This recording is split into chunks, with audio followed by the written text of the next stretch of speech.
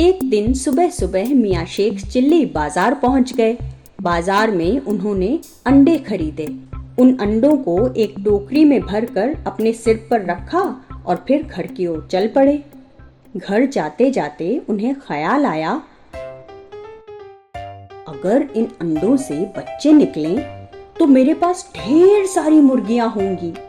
वो सब मुर्गियां ढेर सारे अंडे देंगी। उन अंडों को बाजार में बेचकर मैं धनवान बन जाऊंगा।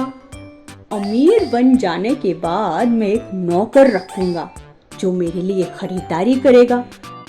उसके बाद मैं अपने लिए एक महल जैसा आलीशान घर बनवाऊंगा। उस बड़े से घर में हर प्रकार की भव्य सुख सुविधाएं होंगी।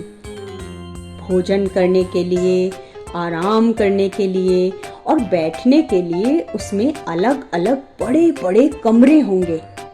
घर सजा लेने के बाद मैं एक गुणवान, रूपवान और धनवान लड़की से शादी करूंगा। अपनी पत्नी के लिए भी मैं एक नौकर रखूंगा और उसके लिए अच्छे अच्छे कपड़े, गहने वगैरह वगैरह खरीदूंगा। शादी के बाद मेरे 5-6 बच्चे होंगे।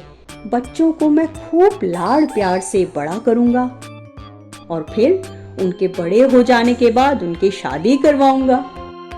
फिर उनके भी बच्चे होंगे। फिर मैं अपने पोते पोतियों के साथ खुशी खुशी खेलूंगा। मियाँ शेख चिल्ली अपने ख्यालों में लहराते हुए सोचते हुए चले जा रहे थे।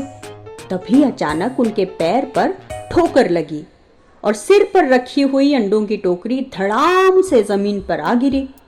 अंडों की टोकरी जमीन पर गिरते ही सारे अंडे फूट गए और बर्बाद हो गए। अंडों के फूटने के साथ साथ मियाँ शेख चिल्ली के ख्याली पुलाव जैसे सपने भी टूटकर चूर चूर हो गए।